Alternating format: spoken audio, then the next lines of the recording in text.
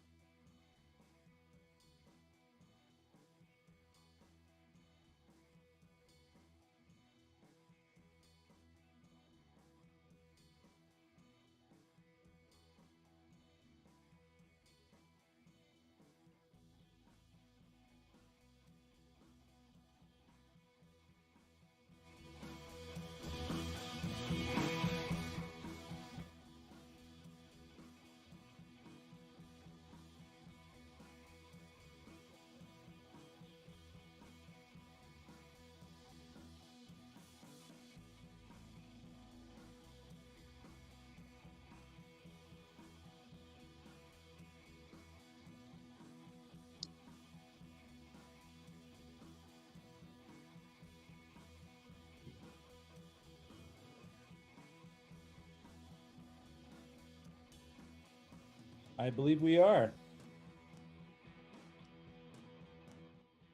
Yeah, it's going great. Just charging along, getting stuff done, and doing some strategic meetings. To be interesting what comes out of it. So stay tuned. All right. Yes, I had my mic muted that whole time as I was talking to people about the new Obi-Wan show that they're going to have available over on Disney Plus. Actually, is that something that you're looking forward to, Daniel? Star Wars not really a jam. No, actually, if anything, I'm a Star Trek person, but I always do like the Star Wars lore. Space wizards were always something interesting, but I always like. I think Obi-Wan's a great prequel of prequels, so I think it fills that Force story, I guess, right? So Yeah. it'd be interesting. Well, I just mentioned we're getting a double dose of Obi-Wan today. They ended up moving it. Originally, it was coming out on Wednesday, the 25th, and now we're getting 2 episodes here on Wow. Friday. But of course, we are here to talk about StrongNode. And man, see, we got an AMA, and people are hearing that you're all about Star Trek. So we already have our first this is very hard hitting questions today. So just be prepared. I hope you're on your toes, Daniel, because we're getting the question do you prefer Kirk or Picard? I'm a Kirk guy. An OG. So is that something you watched as a kid? Actually, truth be known, actually, the first ICO that I worked on early on, we actually were the first people who used influencer marketing to promote a token, and we actually hired Captain Kirk, and he actually tweeted about the project, and it was interesting. It was interesting working with him, and Mr. William Shatner. yes, I got to meet the Shat in Tokyo as well when he passed through again, and so it was fun. He was doing like a reality thing with Tony Bradshaw and all those folks. And What was it like? What was it like meeting? Because sometimes they say don't meet your heroes because maybe they can't meet expectations. And did it live up to what you were hoping, or? Oh, Kirk or the Shat or the Shatner. He's a great guy. He's kind of snarky, or he's kind of sarcastic, but he's a old grumpy guy now. But he's always looking for the next big thing and looking to push the envelope. So, and he already went to space too, for example. So that's a great example that he's trying new things and stuff like that. So if anything, he was a trailblazer before Mayweather. There was Captain Kirk. So, if you had the opportunity to go up into space, is that something you're going to do? I think we have enough problems in this planet that we need to solve before we leave the planet. So, but yeah, no, I think this world is a little bit in disarray. It'd be nice that we had another planet to go to, but of course, we just can't leave, cut it bait, and run. So it's probably best that we solve our problems here on planet Earth before we go ruin another planet. Yeah, I've always thought that I would like to think that I could make it up into space, but I think my claustrophobia would kick in, and there's no way that I would be able to actually be cooped up into something that small for that amount of time. Of course, this is coming from somebody who works in a very small office in my house as we do things for StrongNode and some of our other projects on a daily basis. So getting on a strong note here. So as we sit on May 27th, 2022, what would you say is pick one big thing right now for StrongNode that we're kind of looking forward to? I know we just recorded the Dev Diaries yesterday. They'll be uploaded later today. So Mm-hmm. what are we kind of looking for here for StrongNode in the upcoming months? So I was able to sit down with the engineering yesterday with our engineering all hands and see and hear all the our engineers, and we really pushed this month on code contributions internally for the DVPN solution. We are at least the baseline code and the build system complete. It's working, and we are almost ready to tap on the UIs and stuff like that. So it's actually looking good, and it's actually running too. We have to have other components that need to be modeled in. Payments is going to be next and whatnot. So it's actually coming along, and we're going to make a snazzy UI. I met a new creative team today as well, so we can actually start having a cool, slick UI for not only mobile, for the PC, Linux, and Mac. So that will be nice.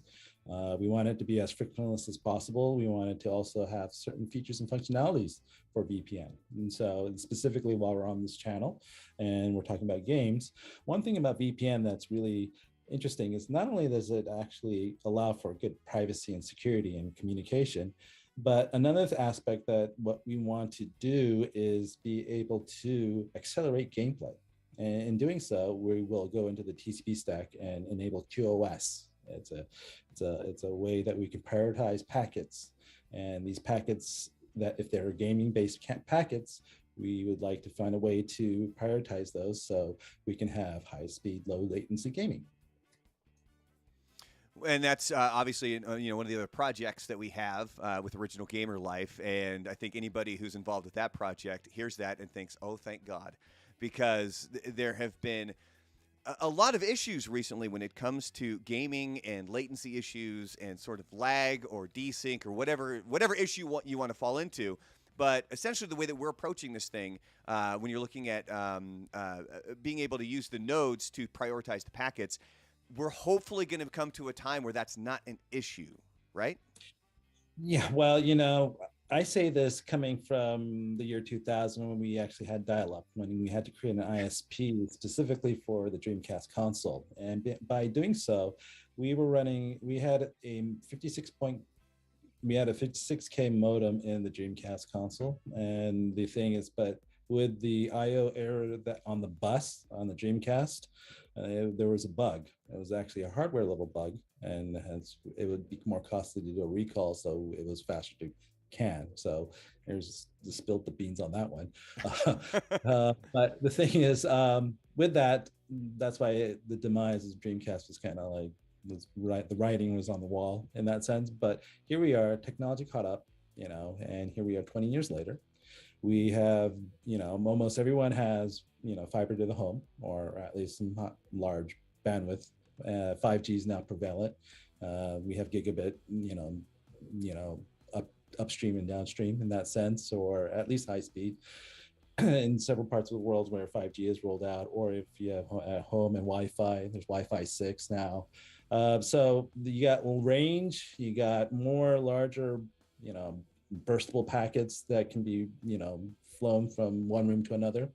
So I believe that technology caught up. So it's a matter of just now adding this thesis to it so we can actually be able to have games. And now gaming is now permeated into whether if it's mobile phones or if it's consoles or even for the normal everyday PC. And so with that said, I think we can have a nice stab at this, and we can do it for specialized services, not only just for games, but for video conferencing or for streaming for that matter too. So I think we could do a lot of interesting things with this, and I guess packet manipulation of prioritizing certain packets so it gets to the destination faster and quicker. You mentioned that there was a hardware bug in the Dreamcast, which essentially kind of led to, rather than trying to fix the bug, it was easier to just sort of cancel that part of it. Being more on the software side of things, how do you take something like that and use that and take it as a lesson for the future.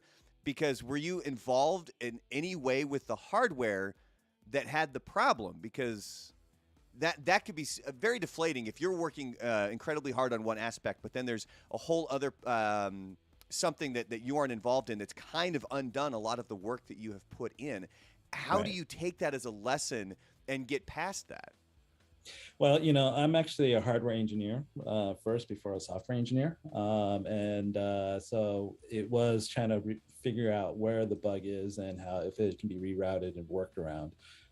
There were some ways that we actually worked around it, hence rewriting TCP stack all over again and making it so it can compensate for the bug in the IO bus. That it's because if you look at the Dreamcast, I don't know if you have one laying around, but it was very modular in the back. You could pop it out and pop it in, and you could put in either there was an Ethernet card, there was an Ethernet module, or a modem module, or I believe that's where you can also put in extra storage. Mm-hmm. But that was a very modular system that we designed. But it's that bus that when you punch it in, there was actually a bug in there, actually, a hardware level bug. So Yeah, because I still remember the Dreamcast, very familiar with it, because I think in one of the last AMAs that we did, you and I talked about the game Seaman, which actually had, going back to Star Trek, Leonard Nimoy as the voice. I mean, I remember it even had the controllers where you would insert into the top, where it was, depending on the game, it could be a card right. that would help dictate sort of some of the movements in the games. And it was the Dreamcast, again. I think it was a technology that was ideas ahead of its time. Yes, it was. It was. And one thing we loved about Seaman is that it was not only that it used Leonard Nimoy, but it actually was it took audio from the mic on the controller, because it was an actual mic inside embedded in the controller. You can just speak to it, and Leonard Nimoy would react to it, and the fish would kind of go crazy because you're talking to the fish. And that was kind of really, it gave gaming to a different level where it was listening to you, believe it or not. Yeah, and it was revolutionary. I remember my friend had it, and we were blown away. But then now fast forward 20 years, it was one of those games that if you knew about it, you remember it. Or there's people who had no idea what we were talking about, and they couldn't believe that they didn't know what we were talking about because of how revolutionary it was at that time. So, Jumping over to YouTube, we do have a question here about DVPN. It says somebody's asking, wouldn't it be good to implement Linux client as for DVPN as well? I bet a lot of early adopters are more technical persons using it. yeah, so the DVPN solution will run on PC, Mac, and Linux. So it will support all operating systems. Then eventually we'll go into mobile, and it'll support Android and iOS. Easy answer there. So then our next question here, how does DVPN allow low latency and easy flowing gaming? So we use a technology called QoS. A lot of the routers currently have this, but it needs to be properly configured at a stack level too. So we're going to actually make it so we have certain QoS profiles already made inside the VPN thing. So whether if it's going to be used for gaming, if it's used for streaming, there's certain profiles that we will have. And by this will allow us so it can prioritize certain packets, whether if it's TCP based or UDP based, because when we talk packets, there's two types of packets. There's UDP and TCP. And with that, certain games use certain things, whether if it's streaming or if it's sending large data files, the UDP is often used, and you need to certain prioritize those packets. And by doing so, you use something called QoS, and this can be able to prioritize these certain packets to be handled first rather than other things. And so that's kind of how the order by how computers take things. It's like kind of having a lightning line almost, where it's like you guys get to come front first, right? Yes, and also we also have what the interesting details of the actual how we will have we'll also have the routing of all the other peers in the network. So if you wanted to pop out in the Honduras, so we'd actually have the routing table in there, pre-programmed in memory, so it'd be fast to load, and it would be able to find clients or exit nodes in the Honduras or somewhere located, and you can actually jump out from there in that sense. And so So And somebody has a question about the SNE token. Are there any mechanisms in place to make the SNE token deflationary? the thing is that I think we're in here for a while, and the thing is that right now we have no plans to do it as a deflationary model, mainly because the idea is for StrongNode is to get as much distribution as possible, and the idea is if you look at the top 100 coins in CoinMarketCap today, all these coins, what you see in common is distribution. The coins that get distributed more tends to stay around more. And the idea is that in order to do so, we want to get distributed out to as many wallets as we can.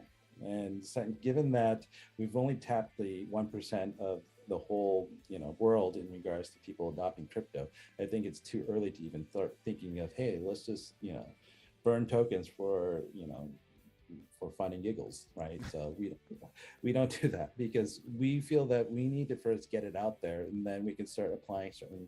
I mean, maybe in the roadmap, but immediately I don't see a deflationary model coming in anytime soon because there's a lot of utility to see behind that. Mm-hmm. We have another question here about the DVP, and it says, once launched, what is the timeline for launch date to testing the Edge network? So DVPN is the first foray into the Edge network, and we should have early alpha builds of this probably around the end of June. So that's actually, what we're shooting for. So that's why we're cracking the whip and going over time and working with the developers to make sure that they do the code contributions and push the code into GitHub and all that. So it's we're running a tight ship, and we're meeting our deadlines and deliverables internally of what needs to get done. We have an amazing engineering team. I had to personally thank them yesterday because they're doing such a great job. And with that, we are just chugging away. And if anything, it's the technical aspects, the hard stuff is done. Now we have to actually look on the cosmetics and the economics as well as the billing of it, and make sure we polish the privacy policy and the terms and conditions and all that good stuff as well. Do you have? Oh, go ahead. And before it goes into it goes into public circulation, we will certify the binaries. We always want to make sure that the binaries are certified, mainly because this is a security product. It is ensuring privacy as well. And if anything, any binaries that we do release will be always audited by third party to make sure, and we will always publish those certifications of how the code is complete and secure in that sense. Whether if it's at a smart contract level or if it's at an executable level, we also want to make sure that it is safe and that proper MD5 hash is always there, that you can always check that it is that exact binary and whatnot. So there's going to be a lot of malicious players trying to copy it or do something like that, because we will have it open source later. So with that said, we want to make sure that the proper user has the proper builds and whatnot. And do you have a particular favorite part of the development process? Like you're saying, we're kind of getting to the more of the cosmetic stuff, like the UI aspects of it, and then the actual interface. Is there a particular part of that process that you look forward to when you're working on a new project? I actually enjoy all the process. If anything, I always enjoy the releasing process of launching products. You can sigh of relief, of course. But of course, I mean, I guess there's different phases in developing an app, right, or a solution. And whether if it's the ideation phase and discovery phase, as well as then plan and execution, they always have the interesting parts and pieces, whether if you do it on hands-on work and do it yourself or versus if you do it with a team. It is a different experience, but overall it is always great to work with a team, and mostly when you have an excellent team like ours, it is a joy to work with. So it's been a really wonderful experience working with our engineering teams in that sense. Going back to the SNE token, somebody's asking here if there's a case where the market is choppy, moving bearish. How does SNE stay focused? Well, the token price or the token in itself is a product, but we can't always be cautious about the price. Yes, we are aware of the price, and it sucks where it is right now, but the whole market kind of sucks right now too. But with recently, I mean, the reason why we actually had a fairly large drop off is because we had our pre-sale and private sale investors unlock, and and it just timed in with the Terra, Terra equivalent of Lehman of a failure, and boom, the whole market went down, and it was already a bull market, and here we are. But that said, it's fine. It gives the opportunity for everyone else wanting to get in early to also get in on this opportunity. If they want to buy, or if they want to wait out and just try the binaries and earn SNE that way, I'm all for that. So it's whether I'm not asking for your money. If anything, I'm asking for your resources or being participating in this network. So moving back to sort of the build for StrongNode, somebody's asking here: is there any concern about regulatory crackdowns affecting any of the fundamental design aspects, whether that's in privacy, decentralization, or anything like that?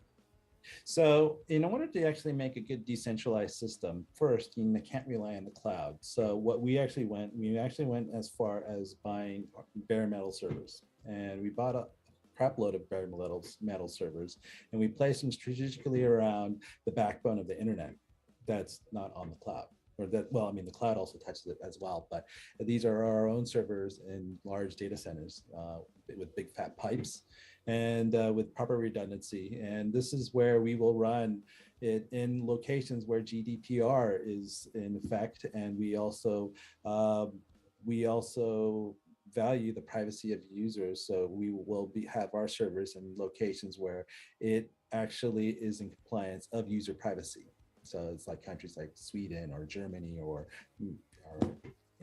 that would be in Europe. If it was in Asia, it would be in Japan and other locations in Singapore, for example. And so these are strategic locations where user privacy is required, or it's by law that you have to protect the consumer privacy in that sense. And with that, we are privacy first in that sense, as we encrypt all the data and we only store so much logs at a given point in time. Well, and I think that's one of the important points as well. Is anybody who's tuned into an AMA with you, or anybody from StrongNode, or they've checked out the Dev Diaries, which we have a Medium article you can go find over on Medium. Go to StrongNode. There's we just recorded our 13th episode yesterday. That's going to be going up later today as a podcast, where you can go to Spotify, Apple, or Google. When it comes to the privacy of things, that's kind of the main underlying theme of all of this. Wouldn't you say, Daniel? Yeah, I think I look at it this way. Web 1.0, it was new and everyone was looking at it. It was read only. Everyone was just looking at what was available. Everyone was consuming it. Here comes Web 2.0. You had the Facebooks, the LinkedIns, the Twitters, and that's where it became read and write. And then here comes Web 3.0. Web 3.0 is all about ownership now at this point. And with that in mind, I think the world is changing. And I think everyone's kind of coming up with that idea of what Web 3.0 is. But if anything, where Web 2.0 probably we took 5 steps back is user privacy. And if we do something right on Web 3.0 or address Web 3.0, it should be privacy, and creating the infrastructure for privacy, and how it should be privacy first, and how we protect the users and make it impossible or difficult so people can monetize off of users by their data, in the sense of their identity or their shared secrets, in that sense. We've got a follow-up question about DVPN here, and they're asking, will it be immediately testing the edge computing network once DVPN launches, or the ability to compute on the edge using DVPN users? Is there going to be a different launch/test date? Yes, the compute components will be launched at a later date. What we first want to do is establish the infrastructure network, the network layer. And then after that, we'll then do the binary will actually look at the PC and see what's available at the memory level, as well as the CPU level, and as well as your uptime bandwidth. And then from there, as we see a footprint of what kind of CPUs are out in circulation, we can actually then see what is required in our code for the actual compute aspects of the map reduce function and the batch processing of things. And that will probably come out a few months later as well. And then we'll have an early builds of that to be able to compute and crunch big data. Think back 20 years. Did you see yourself where you're at right now? Let's see, 20 years. Turn the century, a little over, let's say right around the year 2000. Little young Daniel Saito out there. Well, did he have this vision of where you'd be at now? In 2000, I successfully launched 2 rockets into space and launched 2 satellites in orbit. And they're still in orbit, actually, and servicing Japan and Asia. So if the world was decentralized 20 years from now, if I went back in time and say, hey, the world's going to be decentralized and you should buy Bitcoin, I probably be like, okay.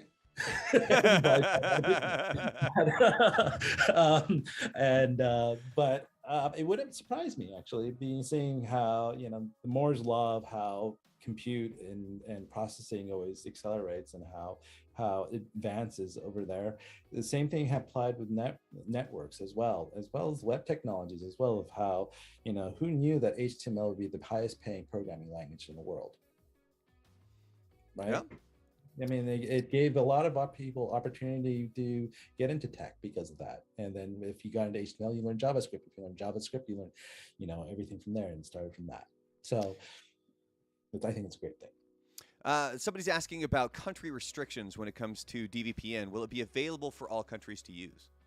Well, the thing is that there are countries that do not allow VPN access, and I believe there's a country in the Middle East that doesn't allow VPN. I believe that is Saudi Arabia, I believe.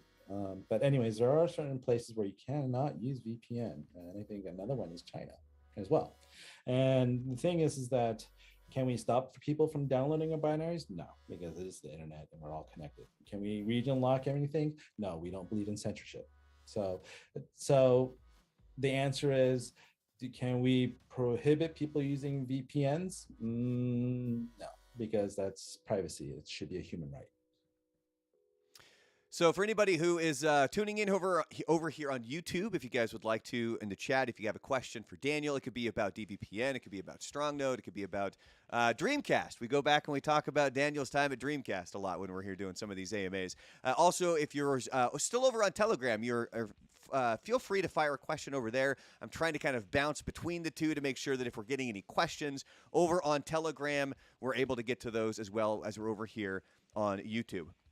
So, Daniel, for anybody who's just tuning in now, it's its first-time user, give them just a really, really brief rundown of your career. Like we've mentioned that you worked on the Dreamcast.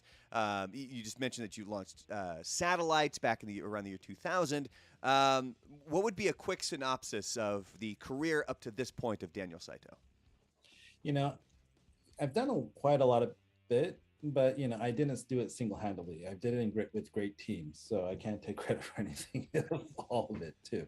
I mean, I just happened to get the chance to work with great teams, and I guess move from one team to another, and one opportunity to another. I mean, it's a very Asian thing to do, to stack a resume. But as a college dropout, I actually had to prove myself and work twice as hard, and I guess I overcompensated. There was years and years where I had to sleep underneath a desk with no money and literally broke, but still working because I was trying to pay the bills and keep the ISP alive and whatnot. And there was days where I would eat ramen or eat out of a garbage can or something like that just to feed myself, or shower in the bathroom or sleep in the car or whatnot. And there were a lot of those days, and there was sacrifice about that.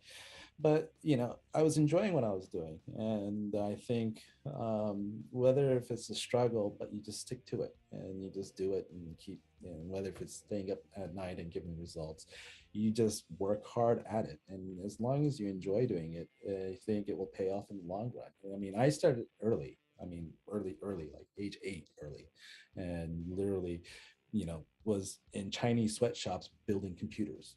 So, I mean, and I was building at least a dozen computers a day by hand, and my hands would be bleeding literally, and that would be my summer job, and I would be like 16. So that was that was weird, but it was a very valuable experience. Of hard work actually pays off, literally.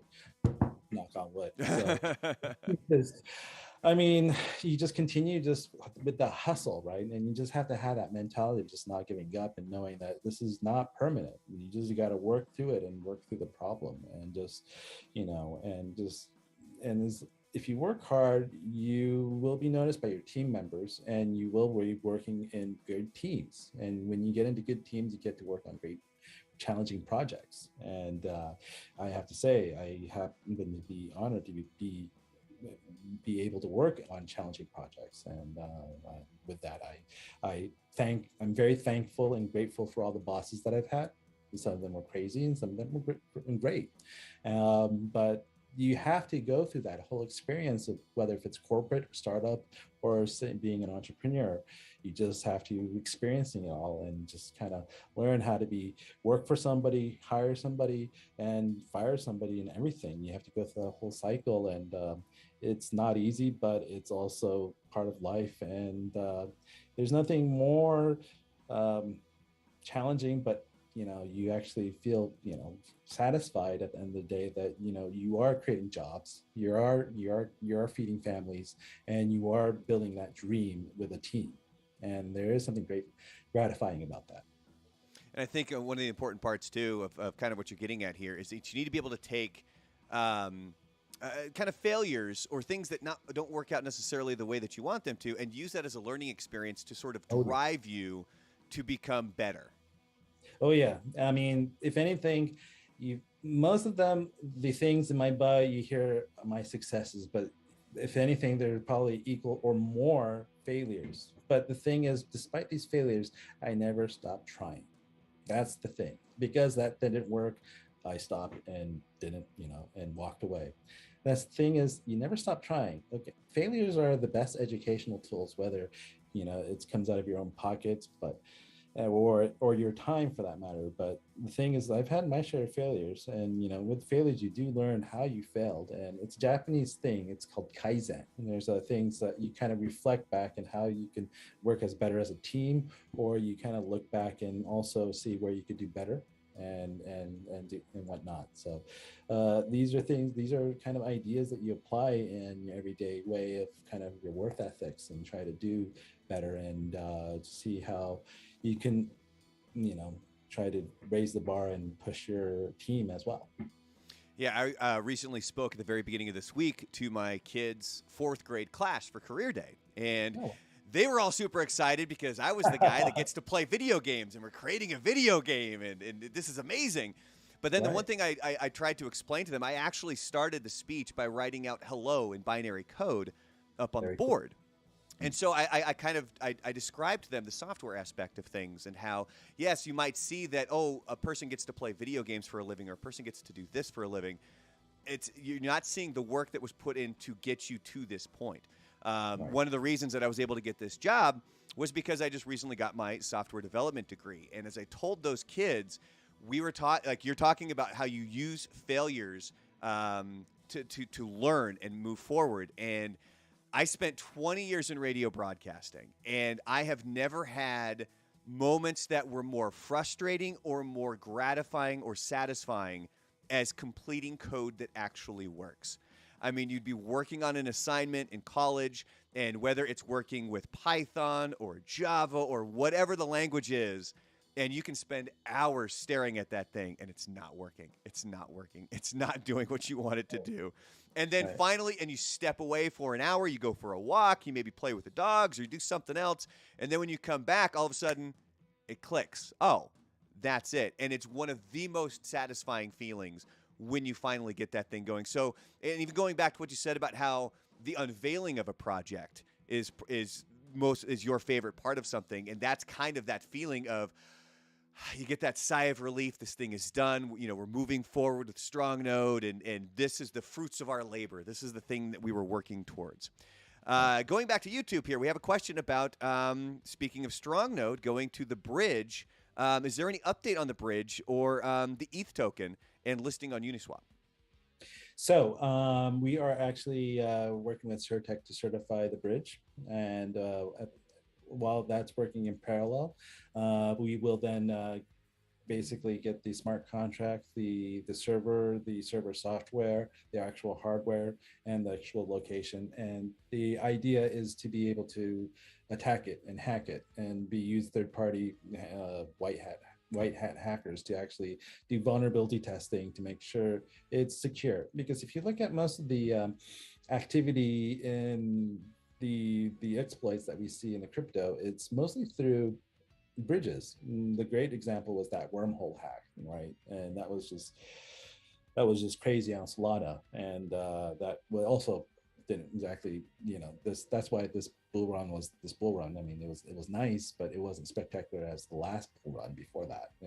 So the thing is that we've had so many people were rushed because the community says when release, and we are actually people are rushing to get stuff done and get builds and release it out, whether if it's been certified, checked, and whatnot. It is, and that's where exploits happen, when you are just careless or you rush through things. And when you rush through things as a software developer, it usually doesn't come out to a really good result. So things like that, looking at like Terra Luna, I mean, when they said, hey, what Terra Luna 2.0 is out today. And I'm like, that's like, okay. I mean, Vitalik's been working on ETH 2.0 for how long? But anyways, and they came out with Terra, 2.0. So it's just like, okay, I mean, did they actually check the code? Does it work? Is it going to be the next rug pull? I mean, I don't know. But the point being is that it takes time to write good code, and you need to have third party check it.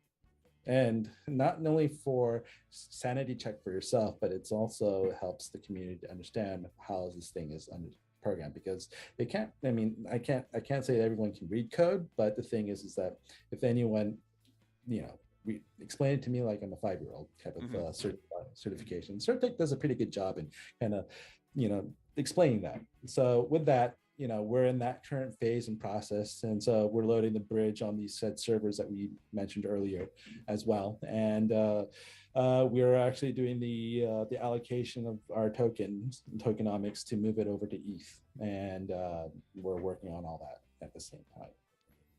I've got a question from YouTube here. What kind of income can somebody expect from being a node seeder? Well, for the DVPN product, the thing is that we're currently working on certain economic incentives programs on this. I'm working with my math guy over the weekend to figure out and do the. I have a thesis for my equation. I'm working with my quant to actually prove the math, and hopefully it's right. I think it's right. I feel it's right, but that's why I always get peer review. Like if you look at big tech companies, there's a process that they do when they do release or come up with an idea or release product. There's actually, before they release or submit or for push, they usually have a peer review process. And so you say, hey, so and so, come over here. Can you peer review this code so I could push the code into the source tree? So we actually have the same process internally as well, where we actually, when you come up with an algorithm or kind of a model for it, you have to get third-party review and make sure that the math is right and back test it as well upon that as well. So, peer review, back test it further, and then another peer review, and then make sure it's right, and then we actually then put it into code. So it's art in its own fashion, but with science, I guess you could say, or with math. It's a good marriage. I know that. Yes. Do you expect another centralized exchange launch once the DVPN is released? We do have a few more planned, but the thing is that we do want to focus on product. Like I said, our token is one product, but DVPN is a product, and StrongNode Compute and batch processing is a product as well. All in all, whether if you look at it as a whole or different things, as internal as our organization, everyone is a product. And of course, the price of our StrongNode token, not so good. It should come back up. But with this, it should go up hopefully with our release of our DVPN and with the economics behind that, where we actually first introduced the utility of StrongNode in that sense. For anybody here who is here on YouTube, you are more than free to fire off a question here in the chat. We're monitoring that. Also, if anybody is still over on Telegram, if you are, if it's easier for you to ask a question over there, I'm monitoring that as well, so you can certainly fire a question away on that. Somebody's asking here, have you considered Binance Smart Chain versus ETH for a bridge because of gas fees? We're on Polygon. I think it doesn't get any cheaper than that. But yes, the great thing about Solidity is that can be migrated over to ETH, not only to ETH, but it can also be used on Binance. So, but when we looked at different chains, we always look at different criteria, and the criteria is, of course, the security, the uptime, the decentralization versus decentralized aspects. All the criteria everyone looks at too, right? But another criteria we also look at is the actual liquidity on said chain as well, right? Because how many people are on that said chain, and how many people are doing what, and how much of the capitalization of the crypto is in that certain chain. I mean, we know that ETH, there's a lot of capital in ETH. BSC, of course, has a lot of capital in there too, and of course Polygon does too. So I mean, I wouldn't say that impossible to say that are we ever going to be on BSC? Probably so, but until BSC also has a security problem in that sense of kind of bad actors, a lot of bad actors in that sense, it's just sentiment. We also follow sentiment, but right now we thought ETH would be a first good move. Of course, we don't like gas fees, but major projects that are taken seriously are mostly on ETH. At least if you look at it, they're all on ETH. Someone's on, but with that said, of course, there are some great projects on Polygon and Solana as well. So with that said, it's I guess it's everyone's different taste and ways of doing things, but I guess eventually I'm bridge agnostic. I'm actually chain agnostic in that sense. So I do look at the merits of all things. If I do look at it, I look at it from how decentralized is it, and how secure is it, and how is the community and the economics behind it is. So it's different criteria I look at. We got about 10 more minutes here with CEO of StrongNode, Daniel Saito. So if you guys would like to fire up a question in the YouTube chat, you are more than welcome to do that. Also over on Telegram as well. And we did the dev diaries, or I should say we recorded the dev diaries for StrongNode yesterday. I'm going to be uploading that later today. You can find that on Spotify, Apple, or Google. It's soon going to be a video podcast as well. So our boy Angus, he's better have his camera ready, because we're going to start filming that thing. And our special guest yesterday, as we recorded, was Daniel Saito. He joined us for the Dev Diaries yesterday to kind of give updates. So if there's ever, in between AMAs, or if you want to know kind of what's going on with StrongNode in regards to the development aspect of things, you can check out medium.com, go to StrongNode, and you can see the diaries right there. They go up every 2 weeks. And then we also record the podcast version as well. Which, again, as I said, we will upload them to Spotify, Apple, and Google. And then once we start the video version, we'll be uploading those here to the StrongNode YouTube channel also. Somebody just mentions here, stick to ETH. Unfortunately, even with the gas fees, it's still the biggest one in the room.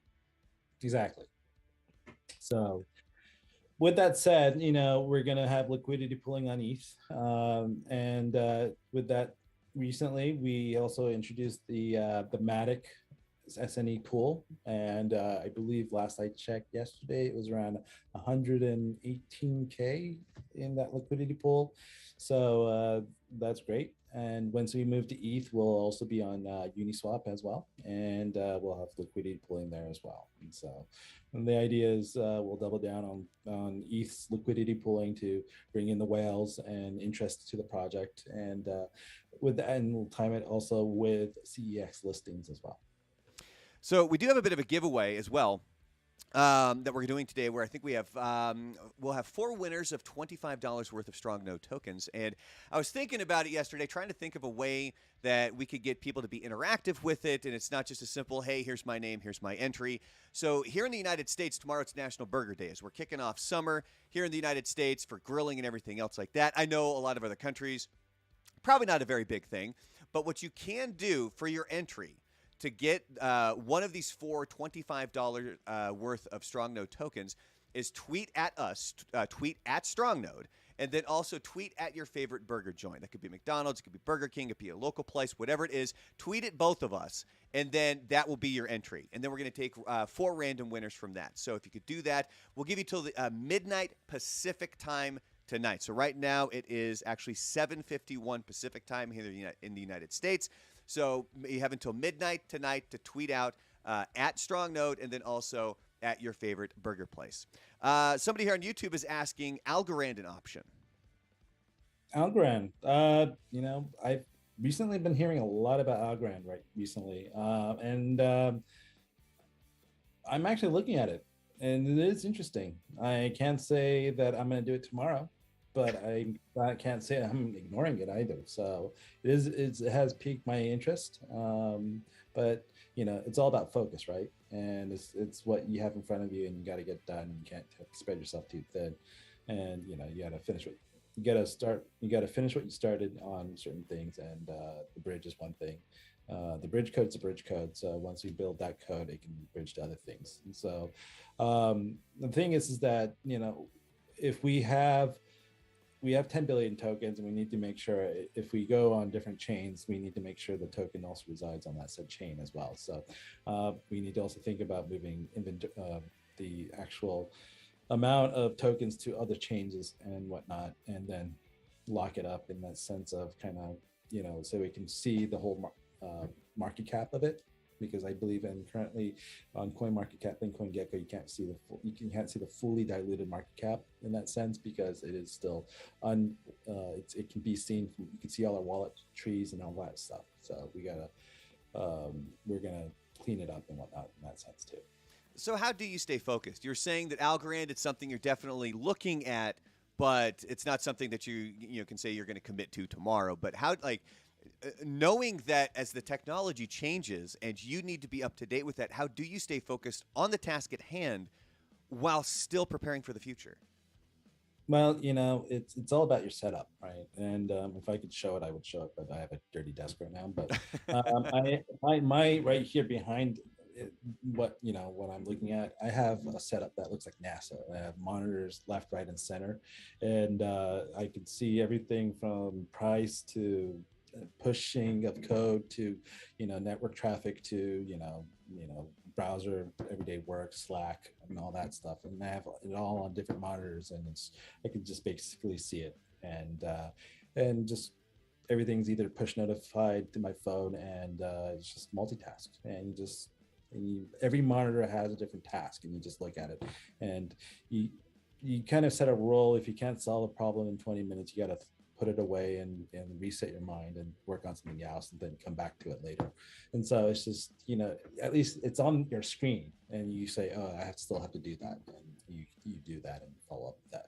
So yeah, for me, it's feverish note taking here on my end on my table, but at the same time, it's a lot of monitors and a lot of screens, and just my electricity bill is crazy. I can imagine.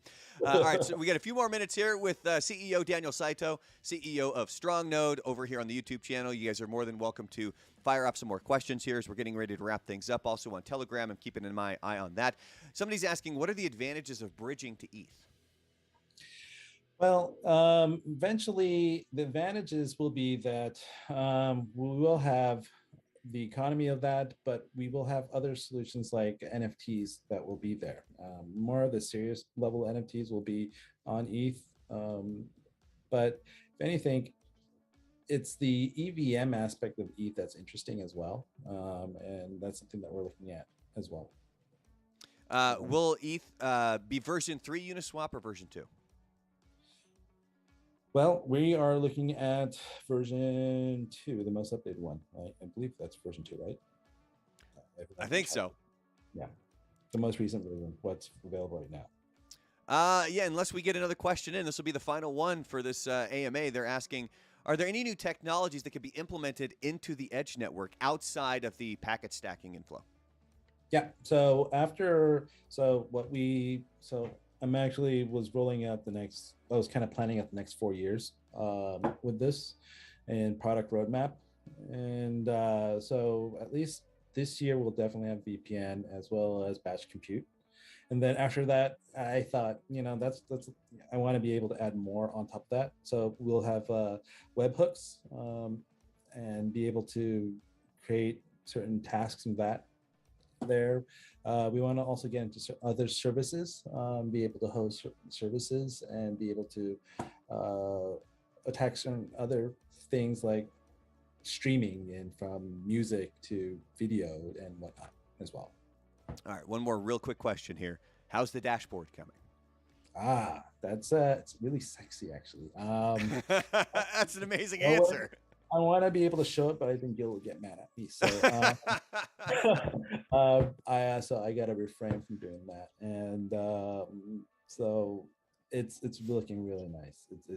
It's choice. That is that that's one thing that we do bring up on the Dev Diaries frequently is we're talking about how whether or not we could share a screenshot of what we're dealing with, and maybe next time we're hoping, and it's one of those situations where sometimes you can't do it. You gotta wait, and hopefully patience will pay off. Yeah, I also want to try to get a creative review. So I just hired a creative consulting team. I want to understand UI friction points, and those things are that matter to me. Mainly because if we're going to be onboarding new crypto users, we want to make sure that it's not too difficult in that sense, or it looks. We don't want to make the thing like, oh, crypto's hard.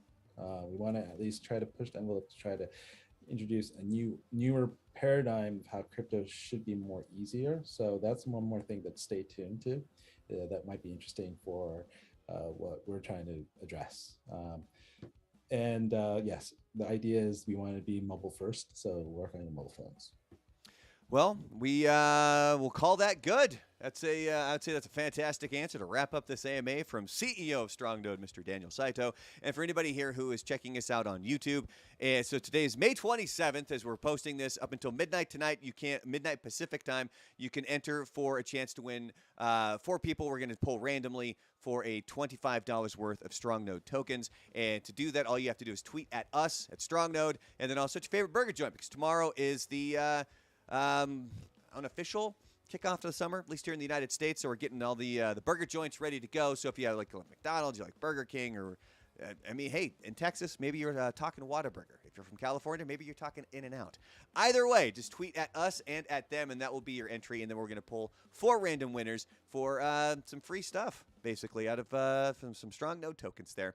So Daniel, I appreciate you staying up and doing this AMA with us, and I look forward to doing the next one. Thank you very much, and thank you for having me. And thank you, everyone, and look forward to June. We'll do another AMA shortly. We have a lot of things in the works here for StrongNode, and we look forward to announcing that to all of you in due time. Like Daniel was saying, he was hoping that he could share a screenshot of the dashboard, but we can't quite do that yet. But maybe, look at this. We'll keep our fingers crossed that maybe coming up soon we'll be able to share that. So, and also be sure to check out the Dev Diaries that are going to be dropping today. You can check out the Medium article. It's already up there. Go to Spotify, Apple, or Google later today, and you'll see episode 13, lucky 13, of the StrongNode Dev Diaries coming up later today. Thank you for being here, everybody. Thank you, everyone.